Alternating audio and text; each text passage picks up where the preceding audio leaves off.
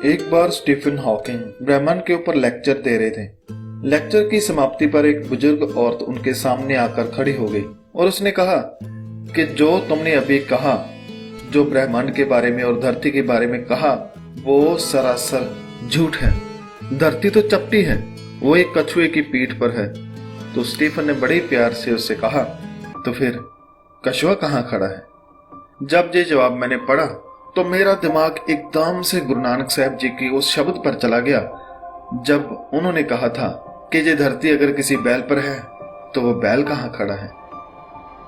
गुरु साहब गुरबाणी में फरमाते हैं कि जे को बुझे होवे सचियार तवले ऊपर केता पार धरती होर परे होर तिस्ते पार तले कमरजोर।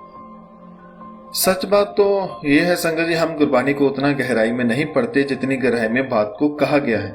गुरु साहब की एक एक बात, चाहे मन की है, संसार की है, परमात्मा की है, वो बहुत ही ध्यान पूर्वक पढ़नी चाहिए ताकि हम वो एहसास कर सकें जो गुरु साहब हमें करवाना चाहते हैं। खैर, मैं अपनी वीडियो की तरफ आता हूँ। आज हम तीसरी वीडियो पर काम कर रहे हैं। इसमें हम कुछ उन सवालों के जवाब गुरबानी में से लेंगे जो स्टीफन हॉकिंग ने अपनी किताब में पूछे। उसने एक किताब लिखी थी जिसका नाम था a brief history of time. उसने उस किताब में ब्रह्मांड के बारे में बहुत कुछ लिखा और बहुत सारे अनसुलझे सवालों को भी सुलझाया, लेकिन बहुत सारे जवाबों के साथ साथ उसने कुछ सवाल भी छोड़े। तो आज हम उन सवालों को गुरबानी में से जवाब देंगे। इस वीडियो के लिए मैंने एक किताब Guru Nanak leads the modern science, जो कि डॉक्टर दलविंदर सिंह ने लिखी है, उसकी मदद लेंगे। संगत जी, याद रखिए, जब हम कभी कोई रास्ता भटक जाते हैं तो हम कभी किसी राही को जो चल रहा है जब उससे रास्ता पूछते हैं तो वो हमें इशारा कर देता है कि भाई इस तरफ जाओ, तुम्हें तुम्हारी मंजिल मिल जाएगी। बिल्कुल इसी तरह विज्ञानियों के लिए श्री गुरु ग्रंथ साहब जी की वाणी वो इशारा है। अगर वो इसे पढ़ते हैं तो उन्हें वो इशारे जरूर मिल जाएंगे जिसकी खोज में वो निकले हैं। अगर इशारा सही मिल जाए तो मंजिल मिल ही जाती है। तो हम सवालों की तरफ आते हैं। सवाल स्टीफन हॉकिंग के और जवाब गुरबानी में से। पहला सवाल कि क्या इस ब्रह्मांड का कोई किनारा भी है या इस ब्रह्मांड की कोई सीमा है?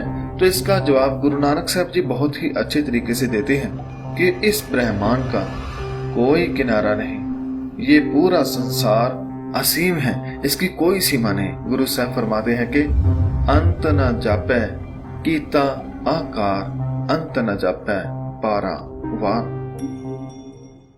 अपनी किताब में वो अगला सवाल ये छोड़ता है कि ये जो सितारे हैं ये खड़े हैं या फिर चल रहे हैं।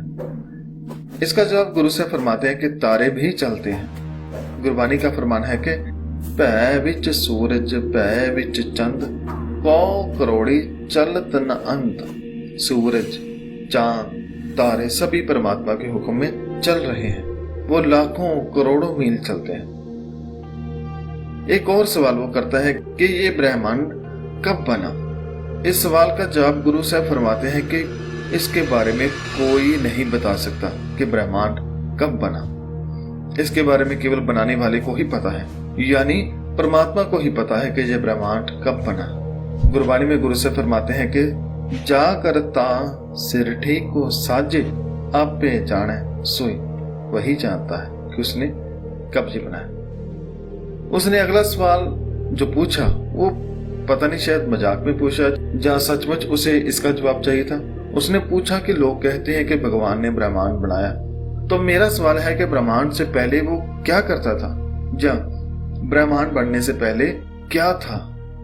तो गुरबानी में इसके जवाब में बहुत सारे शब्द हैं जो गुरु ग्रंथ साहब जी में भरे पड़े हैं, जिसमें गुरु साहब ने फरमाया कि ब्रह्मांड बनने से पहले कुछ भी नहीं था। न धरती थी, न आकाश थी, न तारे थे, न हवा थी, न पानी था, न मनुष्य था, कुछ भी नहीं था। और जो भगवान था वो ब्रह्मांड बनाने से पहले खुद की सुन अवस्था में था। वो क्या करता था? वो खुद में ही था। जैसे कि इस शब्द में है, मारू महला पहला अरबद नरबद तुंदू कारा तरन न गगना हुक्म अपारा ना दिन रैन न चंद न सूरज सुन समाध लगाए न। वो अपनी सुन समाध में था। उसका अगला सवाल कि हम सब धरती पे क्यों हैं? तो गुरु साहब जवाब देते कि हम सब धरती पे उस मालिक की मर्जी से हैं, उसके हुक्म और कृपा से हैं। गुरु साहब गुरबानी में फरमाते हैं कि हुक्म आवे, हुक्म जावे, हुक्म रहे समाई। उसके हुक्म से ही हम आते हैं और जाते हैं। स्टीफन अगला सवाल करता है कि हम सब आए कहां से हैं? गुरु जी फरमाते हैं कि हम रब से ही पैदा हुए हैं, उसकी जोत से ही ये पूरा ब्रह्मांड और हम सब बने हैं। जैसे कि आनंद साहब की वाणी में गुरु साहब फरमाते हैं कि ए शरीरा मेरिया हर तुम में जोत रखी ता तू जग में आया। जब परमात्मा ने तुम में जोत धरी तब हम इस जहान में आए। तो ये थे कुछ सवाल। ये सवाल हो सकता है और भी वैज्ञानिक ही हों। अगर वो इन जवाबों पे गौर करते हैं तो इनसे उनको एक इशारा जरूर मिल जाएगा और गुरु की वाणी से उनको समझ आएगी कि उन्हें आगे क्या करना है।